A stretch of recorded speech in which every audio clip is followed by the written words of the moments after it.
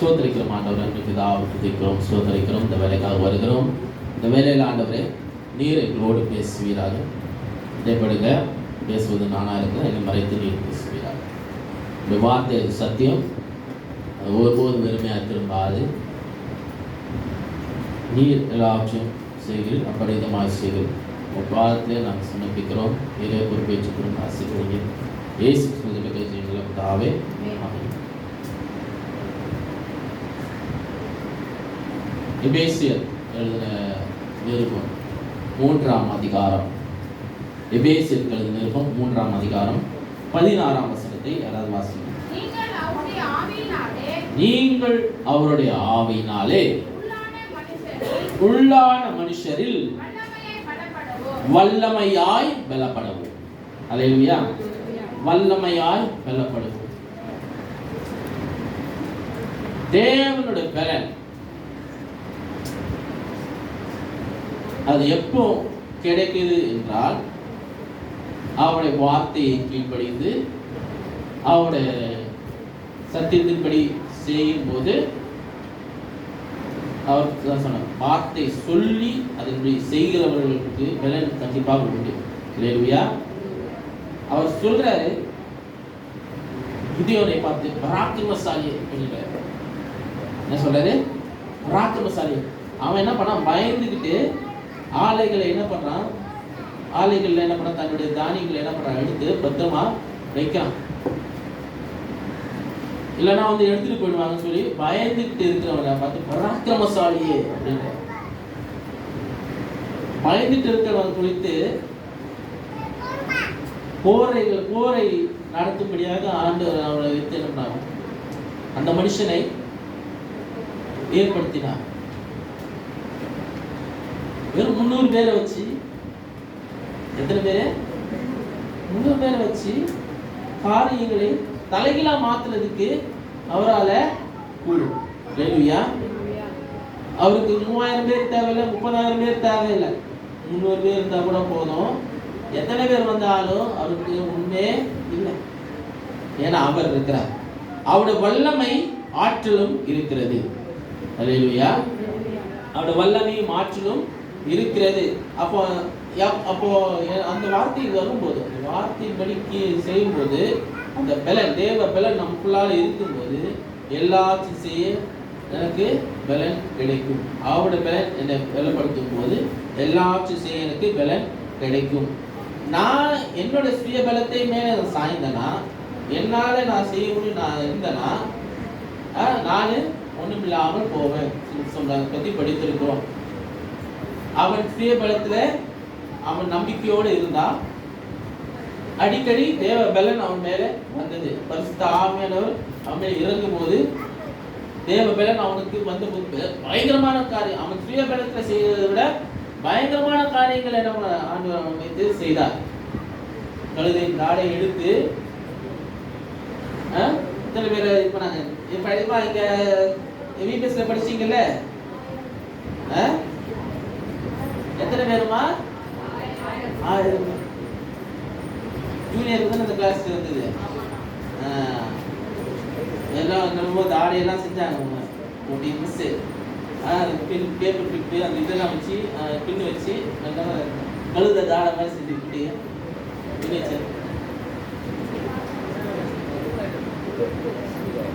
சொல்லணும். எரிச்சு டக்கு டக்கு சொல்லணும். ஒரு கழுதை தாடை வச்சு 1000 பேரை கொள்ள முடியுதுன்னா அது அவனோட பலத்தினால செய்ய முடியாது. இல்லையா? சுய பலத்தினால ஒருத்தரை கூட சாய்க்கிறது ரொம்ப கஷ்டம். தேவ பலத்தினால ஒரு தாடை வச்சு, ஒண்ணுமில்லாத கழுதை தாடை வச்சு 1000 பேரை சரிக்க முடியும். அதான் தேவ பலன் தருகிற காரியம். இல்லையா? சுய பலத்தை நம்பலன்னா ஓரளவுக்கு வேலை செய்ய முடியும். ஆனா தேவ பலத்தை நம்ம நம்பணும்னா எல்லாவற்றையும் செய்யறதுக்கு பலத்தை ஆண்டவர் தருகிறார். எல்லாத்தையும் செய்ய முடியும் என்ற ஒரு நம்பிக்கை இருக்கிறது. அல்லேலூயா. புரியுதா நான் சொல்ல வருது? ஓரளவுக்கு நம்ம பண்ணலாம், சக்சஸ் வரும், சில காரியங்களுக்கு சக்சஸ் வரும். ஆனா ஃபெயிலியர் வரும்போது தாங்க முடியாது. சக்சஸ் வரும்போது நல்லா நல்லா பண்ணிட்டேன், நல்லா செஞ்சுட்டேன் அப்படின்னு. ஆனா சின்னதா ஏதோ ஃபெயிலியர் ஆயிடுச்சுன்னு வச்சுக்கோங்க, அது தாங்கிறதுக்கு பலனு நமக்கு வராது. ஏன்னா தேவ பலன் நமக்குள்ளால இல்லை. இப்போ தேவ பலன் வந்ததுன்னா ஏதாவது ஒருத்தன் பண்ணுவான், போனால் பண்ணுவான், ஏதாவது ஃபெயிலியர் வரும். ஆனால் அந்த நேரத்தில் ஃபெயிலியர் வரும்போது நீங்கள் என்ன பண்ண மாட்டீங்க, தோல்வி வரும்போது என்ன பண்ண மாட்டீங்க, நீங்கள் சோர்ந்து போக மாட்டீங்க. ஏன்னா தோல்வி மத்தியில் நம்மோடு அவர் என்ன பண்றாரு, இருக்கிறார். அவர் பக்க பலனா இருக்கிறார். யாக்கோபின் தேவன் உயர்ந்த அடைக்கலமானவர். அப்படி இருக்கும்போது எல்லாவற்றையும் அவர் நமக்கு என்ன பண்ண செய்து முடிக்கிறார். நீங்க சக்சஸ் பண்ணணும்னு நம்ம நினைக்கலாம், நம்ம பிளான் போட்டு எல்லா காரியங்களும் செய்யணும்னு நினைக்கலாம். ஆனா ஓரளவுக்கு தான் செய்ய முடியும். லிமிட்டட் அமௌண்ட் தான், வேற எதுவும் இல்லை. நீங்க நினைக்கிறதுக்கு எக்ஸ்ட்ராடனரியா செய்யணும்னா ஆண்டோட பலன் தான் கண்டிப்பா தேவை. ஹல்லேலூயா. வெளியில சரீர பலன் ஓகே, உள்ளார்ந்த பலனும் தேவை, மன பலனும் தேவை. தாங்கக்கூடியது இங்கதான் வீக்கான பாயிண்ட். ஹார்ட் தான் இருக்குது வீக்கான பாயிண்ட். அங்க பலப்படணும். இதுல ஆவியிலே பலப்படணும். அதான் வசனம் வாசிங்க திருப்பி. நீங்கள் அவருடைய ஆவினாலே, யாருடைய ஆவினாலே, தேவனுடைய ஆவினாலே, பரிசுத்த ஆவினாலே உள்ளான மனுஷரில் வல்லமையாய் பலப்படணுமா. எப்படி பலப்படணுமா? வல்லமையாய் பலப்படணும்.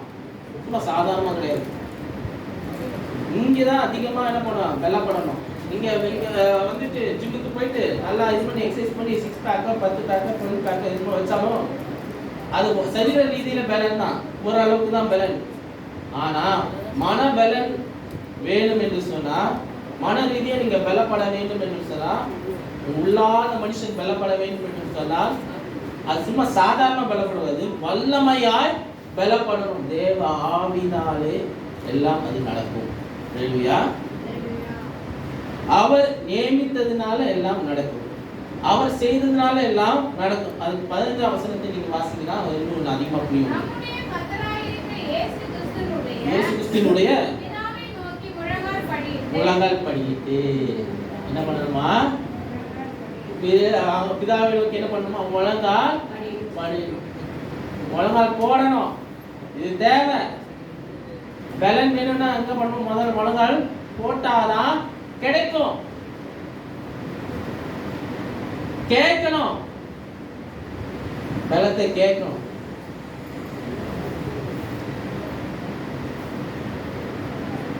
இது பண்ணுங்க. சுய பலத்தா ஓடி பார்த்து ஓட முடியல, மன பலத்தா நடக்க பார்த்து நடக்க முடியல, சொல் பலத்தா சாதிக்க பார்த்து ஒண்ணும் முடியல. அப்படியே ஒவ்வொரு பாட்டும் இல்லை, எதுவுமே நடக்க முடியல, டேடி நடக்க முடியல, நடக்க தாங்கி கொள்ளுங்க, என்னை ஏந்தி கொள்ளுங்க. எதுவுமே பண்ணல, என் வாயினால பேசி பார்த்தேன் ஒன்றும் முடியல, என் சுய பலத்தினால நான் சாதிக்க போறேன் ஒன்றும் அதுவும் பண்ண முடியல, எல்லாம் பண்ணி பார்த்தேன் ஒண்ணுமே முடியல. நீங்க தான் என்ன தாங்கணும், நீங்க தான் என்ன நீங்க தான் என்ன உயர்த்தணும். ஏன்னா நீங்க என்ன பலப்படுத்தால் மாத்திரம்தான் எல்லாத்தையும் செய்ய என்னால் முடியும். ஹல்லேலூயா. நானே எல்லாத்தையும் செஞ்சுட்டு இருந்தேன்னா என் பாடி வீக் ஆகி போயிடும். ஹல்லேலூயா. ஹெல்ப் தேவை, உதவி தேவை. உதவி கேட்கறதுக்கு நம்ம என்ன பண்ணக்கூடாது, கூச்சப்படக்கூடாது. முக்கியமா ஆவியானவருடைய உதவி கேட்கறதுக்கு நம்ம கூச்சப்படக்கூடாது. முழங்கால் போட்டு கேட்க ஆரம்பிச்சணும். முதல்ல உங்களுக்கு ஒரு காரியம் உங்களுக்கு வருதா, ஒரு வேலை வருதா, ஒரு டாஸ்க் ஒன்று வருதா, என்ன வந்தாலும் சரி அது பண்றதுக்கு முன்பாக ஒரு முழங்கால் போட்டு, ஆண்டவரே நான் அதை செய்ய போறேன், அதுக்கு ஏற்ற பலத்தை நீ தாங்க, அதுக்கு ஏற்ற ஞானத்தை நீ தாங்க, அதுக்கேற்ற மன தைரியத்தை நீ தாங்க, அது நீங்க என்ன அதை நீங்க வாய்க்க செய்யுங்க அப்படின்னு கேட்டுட்டு நீங்க பண்ணீங்கன்னா அதுல ஆண்டோட கரம் இருக்கும், ஆண்டோட புயம் இருக்கும், ஆண்டோட வல்லமை பலமா இருக்கும். உங்களுக்கு விரோதமா எழும்புற ஆயுதம் வாய்க்காமல் போகும். எப்போ அது நடக்குன்னா நீங்க முழங்கால் போடணும், கேட்கணும். கேட்கிறவன் எவனும் பெற்றுக் கொள்கிறான். கேட்கிறவனும் பெற்றுக் கொள்கிறான். வாயை தந்து கேட்க பழகுங்க. மனுஷனுக்கிட்ட கேட்கறது பார்க்கணும், மனுஷன்கிட்ட உதவி கேட்கறது பார்க்கணும், தேவன்கிட்ட கேட்கறது பெரிய காரியம். அதை விட ஒரு ஹெல்ப் வேற எதுவுமே கிடையாது. ஆண்டவர்கிட்ட கேட்கிற ஹெல்ப் தவிர்த்து வேற எதுவுமே கிடையாது. அந்த மாதிரி ஹெல்ப் கிடைக்கிறது அவசியம், நம்ம லைஃப்க்கு நல்லது, ஆசீர்வாதம். நம்ம பலப்படுத்திக்கிட்டே இருந்தது. அந்த ஹெல்ப் வந்ததுன்னா அவர் வந்து வரும்போது, அவர் பலப்படுத்தும் போது, அவர் நமக்கு ஆற்றலை கொடுக்கும் போது ஒவ்வொரு நாளும் அனுதினம் புதுப்பிக்கப்பட்டுக்கிட்டே இருக்கும். நம்முடைய சரீரம் புதுப்பிக்கப்பட்டு இருக்கும், நம்முடைய ஆவி புதுப்பிக்கப்பட்டிருக்கும். ஒவ்வொரு நாளும் அனுதின காரியத்தில் பலப்பட்டுக்கிட்டே இருக்க வேண்டும். ஏன்னா ஒவ்வொரு நாளும் வித்தியாசமா நம்ம எதிர்கொள்ள போகிறோம். சத்துருவான வித்தியாசமா நம்ம மேல என்ன பண்ணுவான், வருவான், நம்ம எதிர்த்து வருவான். அவன்கிட்ட நிறைய ட்ரிக்ஸ் இருக்குன்னு அவன் நினைச்சிட்டு இருக்கான். நம்மகிட்ட ஒரே ஒரு ஆயுதம் தான் இருக்கு, தேவ வார்த்தை இருக்குது, எனக்குள்ள ஜெபம் இருக்குது. தேவ வார்த்தை இருக்குது, எனக்கு ஜெபம் இருக்குது. ரெண்டு காரியம் என்கிட்ட ஒழுங்கா இருந்ததுன்னா பிசாசி என்ன ஒண்ணும் செய்ய முடியாது. ரெண்டு காரியம் என்கிட்ட ஒண்ணா இருந்ததுன்னா பிசாசி என்ன ஒண்ணும் செய்ய முடியாது. பலப்படுத்திக்கிட்டே இருக்கணும், உங்களை ஆவியில பலப்பட்டு கொண்டு இருங்க. மன தைரியம் வந்து ரொம்ப என்ன சொல்றது, சீக்கிரமா மன ரீதியாக பாதிக்கப்பட்டது அங்கதான். பெண்கள் அதிகமாக பாதிக்கப்படுவாங்க, ஈஸியா என்ன பண்ணிடுவாங்க, ஏதாவது ஒன்று ஆச்சுன்னா பெண்கள் என்ன பண்ணுவாங்க, மன ரீதியாக பாதிக்கப்படுவாங்க. ஏதாவது பிரச்சனை ஃபேஸ் பண்றதுக்கு தைரியமா இருக்கலாம். சில பேர் ஆம்பளைகள் வந்து முக்கியமா தைரியமா இருந்தாலும் எல்லா இதுலயும் எல்லாருக்கும் ஒரு மனது இருக்குது, எல்லாருக்கும் ஒரு பாதிப்பு வரும், தாங்கக்கூடிய காரியங்கள் வரும்.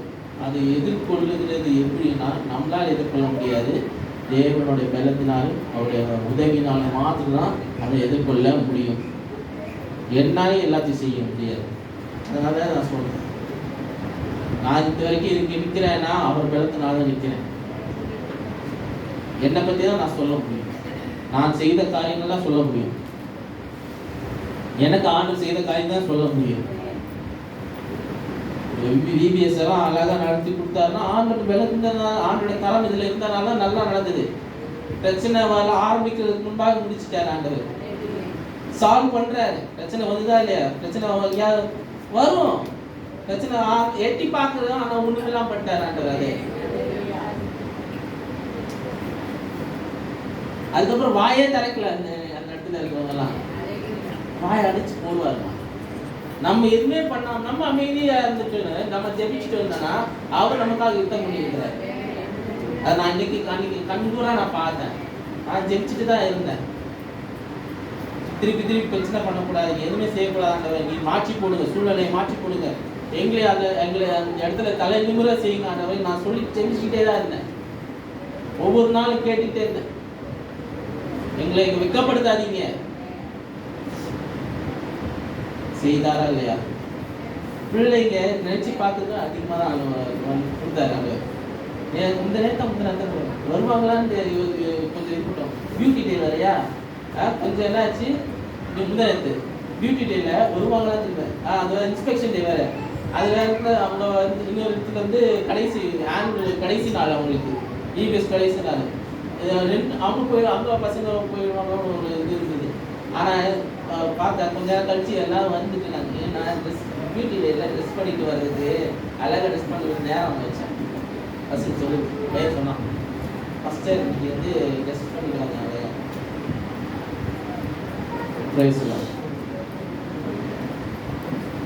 நிறைய நேரத்தில் நம்ம வந்து பயப்படுற காரியம் ஒன்றுமில்லாத காரியமாக இருக்கும். ஆனால் ஆண்டவர் வந்து அதை வந்து ஒரு காரணம் வச்சிருப்பார். நம்ம நினைச்சதை விட அதிகமாக தான் ஆண்டவர் செய்வார். அல்லேலூயா. எதை குறித்தும் பயப்பட தேவையில்லை. அவரோட பலன் எப்பொழுதும் நம்மோடு இருக்கிறது, அவரோட புயம் எப்பொழுதும் நம்ம மேலே இருக்கிறது. அல்லேலூயா. அவரோட கரத்தை நம்ம விட்டு எடுக்கவே மாட்டார். அவர் பிடிச்சிட்டாரு, உங்களை மேலே வேணும் கரத்தை வச்சுட்டாரு, அது திருப்பி எடுக்கவே மாட்டாரு. அது அவர் பிடிச்சிட்டாருன்னா விட மாட்டார். அல்லேலூயா. அந்த பாதுகாப்பு எப்பொழுதும் நமக்கு உண்டு. நம்ம அனுதினம் புதுப்பிக்க வைக்கிறார். அது அனுதினம் என்ன பண்றார், புதுப்பிக்க வைக்கிறார். புத்துணர்ச்சி தருகிறார், புத்துணர்வுகளை தருகிறார். நாளுக்கு நாள் எல்லா காரியத்திலும் நமக்கு என்ன புதுப்பித்துக் கொண்டு ஒவ்வொரு நாளும் உங்களை என்ன பண்ண புதுப்பிக்க அவர் வல்லவராக இருக்கிறார். 2 கொரிந்தியர் 4ஆம் அதிகாரம் 16ஆம் வசனத்தை எடுத்து வாசிங்க. 2 கொரிந்தியர் 4ஆம் அதிகாரம் 16ஆம் வசனம். 2 கொரிந்தியர் 4ஆம் அதிகாரம். நாங்கள் சோர்ந்து போகிறதில்லை, எங்கள் புறம்பான மனுஷனாவது அழிந்தும் உள்ளான மனுஷனாவது நாளுக்கு நாள் புதிதாக்கப்படுகிறது. அல்லேலூயா. என்னோட புறமான மனுஷன் அழிஞ்சு போயிடுச்சு. புறமான மனுஷன் என்ன பண்ணா? அழிஞ்சு போயிட்டான். அந்த மனுஷன் இல்ல, அந்த மனுஷன் இல்ல, அவன் அழிஞ்சு போயிட்டான். எனக்கு உள்ளாலே இருக்கிற மனுஷன் அவன் என்ன பண்ண? அனுதினம் நாளுக்கு நாள் என்ன பண்ணும்?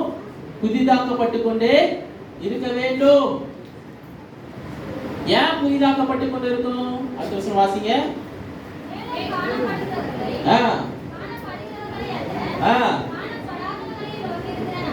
காணப்படாத நிலையில் இருக்கிற நமக்கு அல்லேலூயா, அல்லேலூயா. எதற்காக புதுப்பிக்கிறாரு? நீங்க பார்க்கிற காரியத்துல குறித்து பயந்துட்டு இருக்கீங்க. எப்படி நடக்குமோ, என்ன மாதிரி செய்யுமோ அப்படின்னு சொல்லி பயந்து கொண்டு இருக்கீங்க. நீங்க அப்படி சொல்றீங்க, பயப்படாதீங்க. நீங்க பயப்பட தேவையில்லை. ஆதி சீக்கிரத்தில் நீங்கி விடும் இந்த லேசான உபத்திரவங்கள் வரும்போது, பிரச்சனைகள் வரும்போது பயப்படாதீங்க. ஏன்னா அவர் எல்லாத்தையும் புதியவைகளாய் மாற்றுகிறார். உங்களை எப்படி அனுதினம் புதுப்பிக்கிறாரோ அதே போல உங்க சூழ்நிலையும் என்ன பண்ண புதுசா மாற்றுகிறார். அல்லேலூயா. உங்கள் வேதனைகளை ஆனந்த களிப்பாய் மாற்றுகிறார். உபத்திரவம் கண்டு பயப்படாதீங்க, கலங்காதீங்க. பிரச்சனை வருதா, சோதனைகள் வருதா, அதை சகிக்கிற மனுஷன் பாக்கியவான். அல்லேலூயா. சோதனை சகிக்கிற மனுஷன் பாக்கியவான். அவன் விரும்பினது அவனுக்கு வரும்போது அது ஜீவத்தில் அல்லேலூயா கண்டிப்பாக இருக்கும். மகிமை அவன் தலைமையில இருக்கும். தேவ மகிமை அவன் தலைமையில இருக்கும். சோ எதை கொண்டு நீங்க பயப்படாதீங்க. உங்க பலவீனங்களிலே பலன் பூர்ணமாய் விளங்கும். உங்களை பலப்படுத்திக்கிட்டு இருக்கிறார், உங்களை புதுப்பித்துக் கொண்டு இருக்கிறார். அல்லேலூயா. 2 காரியம் நம்ம பார்த்தோம் இல்லையா? உங்களை பலப்படுத்துகிறாரு, உங்களை என்ன பண்றாரு? புதுப்பிக்கிறாரு. எதுக்கு புதுப்பிக்கிறாருன்னா, பழைய நேற்று இருக்கிற மாதிரி நீங்க இன்னைக்கு இல்ல. நேற்றுக்கு நீங்க சாப்பிட்ட சாப்பாடு இன்னைக்கு நீங்க சாப்பிடுவீங்களா? நிறைய பேர் ஃப்ரிட்ஜில் வச்சு சாப்பிடுவாங்க. பிரியாணினா என்ன பண்ணுவோம்? ஃப்ரிட்ஜில் வச்சு 2 நாள் வச்சு கூட சாப்பிடுவவங்க இருக்கிறாங்க. ஆனா சொல்ல நேற்றுக்கு ஒரு மாவு எடுத்துட்டீங்கன்னா, தோசை மாவு எடுத்தீங்கன்னா ஒரு கொஞ்ச நேரம் வெளியே வச்சுட்டு ஒரு 4 நிமிஷம் வெளியே வச்சுட்டு இருந்தா நம்ம புளிச்சிடும். அடுத்த நாள் அதை வச்சு தோசை பண்ணலாம், இட்லி பண்ண முடியாது. புளிச்ச மாவுல தோசை பண்ணலாம், இட்லி பண்ண முடியாது. இட்லி பண்ண நினைச்சுன்னா அது என்ன ஆகும்? சப்பி போயிடும், ஒண்ணுமே வராது. கரெக்டா இல்லையா? எது பண்ணணுமோ, எப்படி பண்ணணுமோ அது பண்ணாதான் கரெக்டா இருக்கும். அல்லேலூயா. அப்போ நேர்ச்சிக்குரிய காரியங்கள், நேர்ச்சிக்குரிய மனுஷன் அவன் என்ன பண்ணா? புறம்பே தள்ளப்பட்டவனா இருக்கிறான், ஒண்ணுமில்லாதவனா இருக்கலாம். நீங்க ஒவ்வொரு நாளும் நீங்க புதுப்பிக்கப்பட்டவர்களா இருக்கிறதுனால உங்க பின்னால மனுஷன் ஒண்ணுக்கு உதவாத மனுஷன் உங்களுக்குள்ளால ஒட்டிட்டு இருந்தா பிரச்சனை யாருக்கு? உங்களுக்கு தான். புளிச்ச மாவுல இட்லி செய்யற மாதிரி தான் மாறிடும். அங்கிப்பட லைஃப் வளரவே வளராது. ஆனா புதிதான மாவுல பண்ணும்போது புசு புசு அழகா சாஃப்டா இருக்கு இல்லையா? லைஃப் அப்படிதான் இருக்கும். இப்படி எல்லாம் பேச வேண்டியதாச்சு இல்லையா? இப்படி வச்சு பேச சொல்றோம். ஏன்னா நிறைய நேரத்தில் அப்படிதான் லைஃப்ல அப்படி போயிட்டு இருக்கு. நிறைய பேருக்கு எதை வச்சு எதை பண்ணணும்னே தெரிய மாட்டேங்குது. லைஃப் வச்சுட்டு நம்மளே என்ன பண்றோம்? லைஃப் இப்படியே தான் ஓட்டணும், என் லைஃப் இப்படியே தான், அனுதினமும் இப்படியே போகணும், இதே செய்யணும், இதே பண்ணணும் தான் அப்படியே நம்ம ஃபீல் பண்ண நம்ம நினைச்சிட்டு இருக்கோம். கிடையாது. அனுதின காரியங்கள் புதிதாக இருக்கிறது உங்க வாழ்க்கையில. ஆண்டவர் புதியவைகளை செய்கிற தேவன், அதே ரிப்பீட்டடா செய்கிற தேவன் அல்ல. அதே காரியத்துல ஒரே நேரத்துல ஒரே இடத்துல ஸ்டக் பண்ணி நிக்க வைக்கிற தேவன் அல்ல. உங்க அனுதினம் உயர்த்துகிறார், அனுதினம் பெருக வைக்கிறார். நேற்றுக்கு இருந்த காரியங்கள் நேற்றுக்கோட போயிடுச்சு. நேற்றைய பாடுகள் நேற்றையோட போகணும் ஒழிய அடுத்த நாளைக்கு வர கூடாது. பிரச்சனைகள் எதுவா இருந்தா ஒண்ணுமில்லாம போகணும். பிரச்சனைகள் நாளுக்கு நாள் அடிக்கிட்டே இருக்கும்போது தான் பிரச்சனைகள் பெருசாகிட்டே தான் இருக்குது. புதுப்பித்தல் இல்லவே இல்லை. உங்கள் உள்ளம் புதிதாக்கப்படவே முடிய மாட்டேங்குது. ஏன்னா பிரச்சனைகளை கண்டு பயந்துகிட்டு இருக்கிறீங்க, பாடுகளை கண்டு பயந்துட்டு இருக்கீங்க. அந்த பயம் என்ன பண்ணுது? உங்களை அங்கி போட்டுக்கிட்டு இருக்குது, உங்களை வளர விடாம என்ன பண்ணுது? தடை பண்ணிக்கிட்டு இருக்குது. உங்க உள்ளம் புதிதாக்கப்பட வேண்டும். நான் எப்படி? ஒரு நாள் கிடையாது, நாளுக்கு நாள் அனுதினமும் புதிதாக்கப்பட்டு கொண்டே இருக்கணும். அல்லேலூயா. உங்கள் உள்ளம் புதிதாக்கப்பட்டு கொண்டே இருக்கணும்.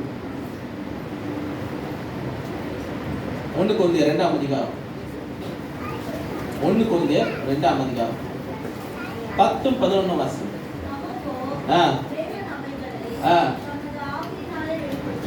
ஆவியினாலே வெளிப்படுத்தினார்.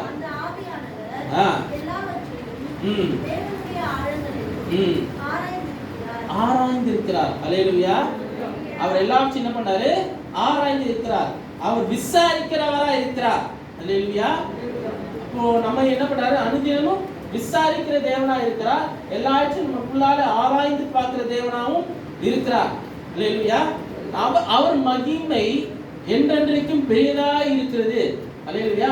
அப்பேற்பட்டவர் நம்ம ஒண்ணுமில்லாத நம்மள நோக்கி எப்பொழுதும் பார்த்து கொண்டு இருக்கிறார். நம் உள்ளத்தை ஆராய்ந்து அறிகிற தேவனாய் அவர் இருக்கிறார். நம்ம எல்லா அந்த இன்வெஸ்டிகேட்ன்ற வார்த்தை சொல்றாங்க. அவர் எல்லாத்தையும் அவர் நமக்குள்ளால என்ன தேடி கொண்டு இருக்கிறார். என்ன தேடுறா நமக்கு தெரியாது. நமக்கே நம்ம என்ன தேடுறோம் தெரியாது. ஆனா அவர் தேடுகிற காரியம் என்னன்னா நமக்குள்ள இருக்குதான்னு நமக்கு தெரியல. சொல்ல புரியுதான் உங்களுக்கு தெரியல.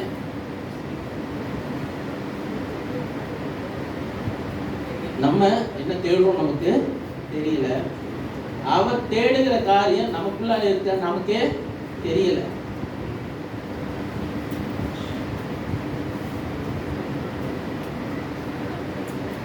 நமக்கு தான் எதுவுமே தெரிய மாட்டேங்குது. அவருக்கு எல்லாம் தெரியுது. ஆனா அவர் சொல்லி நமக்கு என்ன பண்ண கேட்க மாட்டேங்குது. அவர் நம்மகிட்ட இடைப்படணும்னு விரும்புகிறாரு. நமக்கு சொல்லி நமக்கு நம்ம தேடுகிற காரியம் இதுதான்ப்பா அப்படின்னு நமக்கு காட்ட விரும்புகிறாரு. ஆனா நம்ம பார்க்க விரும்ப மாட்டேங்கிறோம்.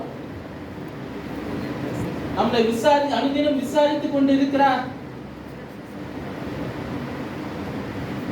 நமக்கு நம்ம காரியம் எல்லாம் எப்படி இருக்குன்னு அவர் தெரிய விரும்புகிறார்.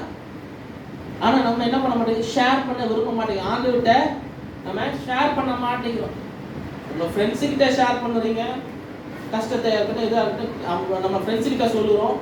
ஆனால் அது ஆண்டவர்கிட்ட என்ன பண்ண மாட்டேங்கிறோம்? சொல்ல மாட்டேங்கிறோம். என் ஃப்ரெண்டு தான் எனக்கு துணையாக இருப்பான், என் ஃப்ரெண்டு தான் எல்லாத்தையும் செய்வான், என் ஃப்ரெண்டு எவ்வளோ ஃப்ரெண்டு என்ன ஃப்ரெண்டுன்ற ஒரு பிரச்சனை வரும்போது அவன் லைஃப்ல ப்ராப்ளம் வருது, அவன் இது பண்ணும்போது அவன் தான் ஃபேஸ் பண்ணணும். அவனுக்கு ஒரு குடும்பம் வரும்போது அவன் வாழ்க்கையை தான் என்ன பண்ணுவான் பார்ப்பான். அந்த ஃப்ரெண்டு ஒவ்வொருத்தர் ஒரு லெவல் வரைக்கும் தான் ஃப்ரெண்டு. ஸ்கூல்னா ஸ்கூல் ஃப்ரெண்டு, காலேஜ்னா காலேஜ் ஃப்ரெண்டு, சர்ச்சில் ஃப்ரெண்டு, ஒவ்வொரு இதில் ஒர்க்கில் friend. Friends will come and go like a passing cloud. ஒரு போகிற மேகம் போல என்ன பண்ணுவாங்க? ஃப்ரெண்ட்ஸ் வந்துட்டு போயிட்டு தான் இருப்பாங்க. அவங்களும் நம்மளோட கொஞ்சம் உறவாடிட்டு இருக்க மாட்டாங்க எப்பவும். புரியுதா சொல்ல வருது?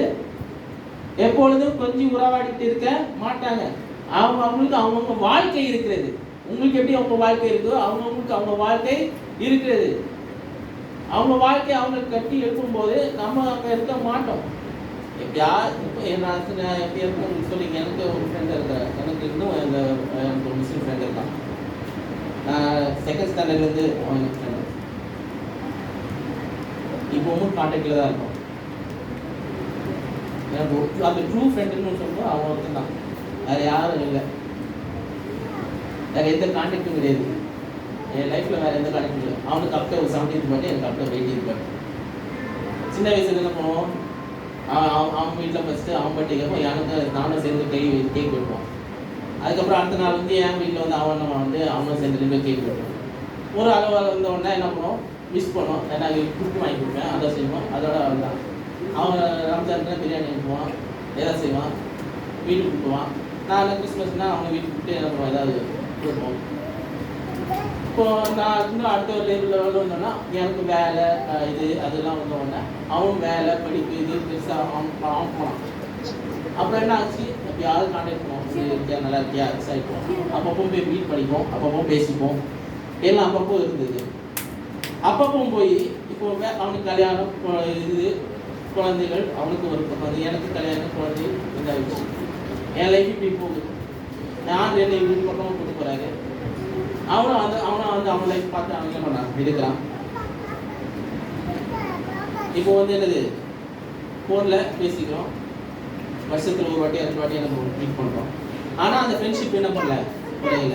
விசாரிக்கிறது இருக்குது, எல்லாம் இருக்குது. அவன் என்ன பண்ணுறான், he consider me as his friend, I consider him as his friend.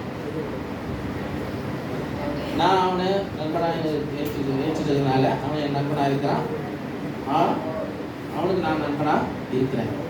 அதில் மாற்றம் எதுவுமே இல்லை. ஆனால் அவன் அவன் கட்டி வாழ்க்கையை வாழ்ந்துட்டு இருக்கிறான். என் வாழ்க்கையை நான் வாழ்ந்துட்டு இருக்கேன். 2 பேர் வாழ்க்கையை நாங்கள் வாழாமல் 2 பேருக்கு போகும்போது அதே மாதிரி இருந்துட்டு இருந்தோம்னா லைஃப் நல்லா இருக்குமா? இல்லை, நல்லா இருக்காது, ஆசீர்வாதமாக இருக்காது. உங்கள் லைஃப் நீங்கள் தீர்மானிக்கணும். எப்படி தீர்மானிக்கணும்னா ஆண்டவருடைய ஹெல்ப்போட, ஆண்டோட ஹெல்ப்போட உங்கள் வாழ்க்கையை நீங்கள் என்ன தீர்மானித்து, உங்களுக்கு என்ன உங்கள் ரேஸை நீங்கள் தான் ஓடணும். உங்களுக்காக உங்கள் நண்பன் ஓட முடியாது. உங்கள் ட்ராக்ல நீங்கள் தான் ஓடணும். மற்றவன் ட்ராக்ல நீங்கள் ஓட முடியாது. அப்போ பரிசு உங்களுக்கு கிடைக்காது. வாழ்க்கையில் அப்படிதான் போகணும். உங்களுக்கு நியமித்த ஓட்டத்தை நீங்க என்ன பண்ண, தொடர்ந்து ஓடுங்க. அதுக்குள்ள ஜீவிக்கிடம் உங்களுக்கு வெயிட் பண்ணிட்டு இருக்குது. அல்லேலூயா. அவர் உங்களுக்கு புதுப்பித்துக் கொண்டு இருக்கிறார். அவர் உங்களுக்கு போதகராக இருக்கிறார். உங்களுக்கு எல்லாத்தையும் கற்றுக் கொடுக்கிறவராக இருக்கிறார். யோவான் 14ஆம் அதிகாரம் 26ஆம் வசனத்தை வாசிங்கள். யோவான் 14:26.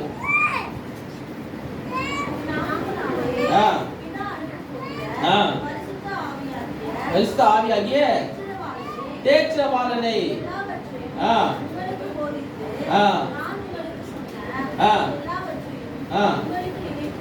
உங்களுக்கு என்ன பண்ணுவாரு, நினைப்பூட்டுவார்.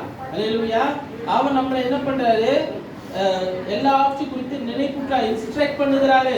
அவர் நமக்கு போதித்து என்ன நடக்க வேண்டிய வழி நமக்கு காட்டுகிறாரு. உண்மையான ஒரு தலைவர் ஆலோசனை சொல்வேன் என்று சொல்லியிருக்கிறார். அல்லேலூயா. எல்லாவற்றையும் உங்களுக்கு போதித்து, எல்லாவற்றையும் உங்களுக்கு போதித்து நீங்க எப்படி நடக்கணுமோ அதை என்ன பண்ண, உங்களுக்கு நடக்க வேண்டிய வழி உங்களுக்கு என்ன பண்ண காட்டுகிறார். எல்லாவற்றையும் சரியான பாதையை உங்களுக்கு என்ன பண்ண வழி அமைத்து கொடுக்கிறார். உங்களை புனிதப்படுத்துகிறார், சாங்டிஃபைங். அனுதின காரியங்களை உங்களை புதுப்பித்துக் கொண்டு இருக்கிறார், புனிதப்படுத்திக் கொண்டு இருக்கிறார், எல்லாவற்றையும் ஒழுங்குபடுத்திக் கொண்டு இருக்கிறார், பரிசுத்தப்படுத்திக் கொண்டு இருக்கிறார், பிரித்தெடுக்கிறார். உலக காரியங்களை உங்களை என்ன பண்ண பிரித்தெடுக்கிறார். சாங்டிஃபிகேஷன் சொல்லும்போது பிரித்தெடுத்தல், புனிதமாக்குதலும் பிரித்தெடுத்தலும். ஏன்னா முந்தி மாதிரி நீங்க இப்போ இருக்க மாட்டீங்க. கிறிஸ்துவோடு வாழ்கிற வாழ்க்கையில முந்தி மாதிரி நீங்க என்ன பண்ண மாட்டீங்க, இருக்க மாட்டீங்க. உலகத்துல வாழ்க்கை தனி, கிறிஸ்துவ வாழ்க்கை தனி. நாம் உலகத்துல இருந்தாலும் உலகத்துக்குரியவர்களா நம்ம இல்ல. நம்மளை புதுப்பித்துக் கொண்டே இருக்கிறார். அல்லேலூயா. புனிதமாக்கி கொண்டே இருக்கிறார். நம்ம வேர் பிரித்து இருக்கிறார். தமக்கு சொந்தமாய் மாற்றி இருக்கிறார். அல்லேலூயா. தமக்கு சொந்தமாய் மாற்றி இருக்கிறார். நம்ம அவருக்கு பார்வையில அருமையாய் இருக்க அவர் ஆசைப்படுகிறார். ஹலோ, இருக்கீங்களா? தூக்கம் வருதா?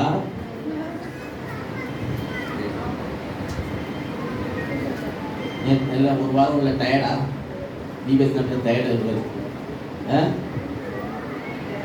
சரி, ஒரு 5 நிமிஷம் போடு. இங்கே சொல்லுகிறாரு அவரு வார்த்தை என்ன சொல்லுது, எல்லாவற்றையும் குறித்து உங்களுக்கு என்ன போதித்து. அந்த வசனத்தை திருப்பி வாசிங்க. பரிசுத்த ஆவியாகிய தேற்றரவாளனை எல்லாவற்றையும் உங்களுக்கு போதித்து, நான் உங்களுக்கு சொன்ன எல்லாவற்றையும் உங்களுக்கு என்ன பண்ணுவாரு, நினைவூட்டுவார்.